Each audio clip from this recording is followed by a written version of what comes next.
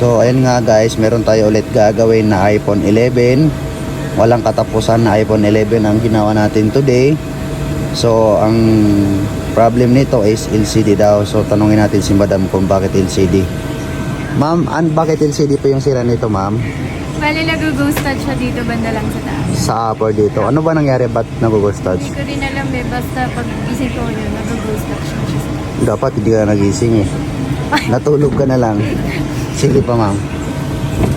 So, ayun, papalitan po natin siya ng bagong LCD.